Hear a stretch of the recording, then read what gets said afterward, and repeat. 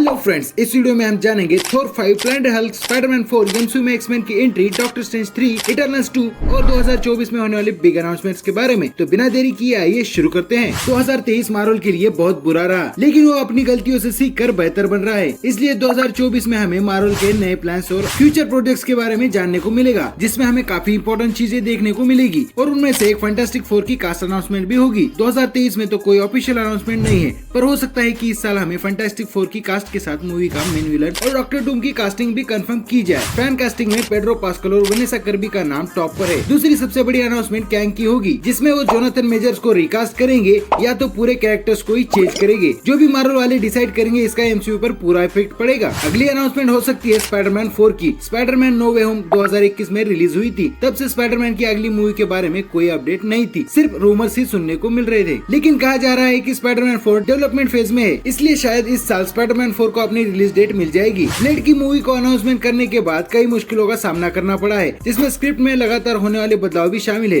तो शायद इस साल इसकी स्क्रिप्ट लॉक हो जाएगी और एक्टर को फाइनलाइज कर दिया जाएगा और शायद किट हैरिंगटन का ब्लैक नाइट भी देखने को मिले। 2024 में एमसीयू की डेडपूल 3 अकेली रिलीज है, जो अवेंजर्स 5 और सीक्रेट वॉर के लिए काफी इंपॉर्टेंट है, जिसमें एक्स-मैन के मेंबर भी देखने को मिलेंगे, जो इस मूवी के जरिए एमसीयू में एंट्री करेंगे, जिसमें डेडपूल, वुल्वरीन के साथ इलेक्ट्रा, रीड रिचर्ड और एक्स-मैन के बाकी मेंबर्स भी नजर आ सकते हैं। पिछले कुछ सालों में मार्वल स्टूडियोज की देरी की वजह से एमसीयू के कुछ प्रोजेक्ट्स पीछे छूट गए हैं, जिनमें iron heart, Armor Wars, wonder man और विजन क्वेस्ट जैसे प्रोजेक्ट शामिल है। तो प्रोबेबली इस साल उन्हें रिलीज डेट मिल जाएगी। मल्टीवर्स सागा खत्म होने से पहले शायद हमें 3 सीक्वल्स देखने को मिल सकते हैं, जिसमें थोर 5, डॉक्टर स्ट्रेंज 3 और इटर्नल्स 2 शामिल है। क्रिस हेम्सवर्थ थोर के रोल में वापस आने के लिए इंटरेस्टेड है और उन्होंने कहा है कि वो इस कैरेक्टर के डेप्थ को जानना चाहते हैं। डॉक्टर स्ट्रेंज के पोस्ट क्रेडिट सीन में हमें इस मूवी के सीक्वल का हिंट दिया गया था और इटर्नल्स की एंडिंग भी इटर्नल्स 2 की हिंट देती है, जिसमें मूवी के कैरेक्टर्स के बारे में ज्यादा जान पाए गए। इसी तरह कुछ डिज्नी प्लस शो है जिनका दूसरा सीजन जल्द ही आने के चांस है, जैसे मून नाइट, मिस मार्वल और शी हल्क। ये फेज 4 के पोटेंशियली हिट शोज थे, जिन्होंने अपने आप को साबित किया था, जो आगे चलकर एक बेहतरीन क्रॉसओवर के लिए परफेक्ट होंगे। तो ऐसे प्रोजेक्ट जो सीक्वल नहीं फिर भी बनने के बहुत चांसेस है, और वो है हल्क और स्कारलेट विच की सोलो मूवीज। हल्क का पहला सोलो सीक्वल शी हल्क में सेटअप किया गया था, जहाँ ये पता चला कि अर्थ पर लौटने से पहले उसका एक बेटा था,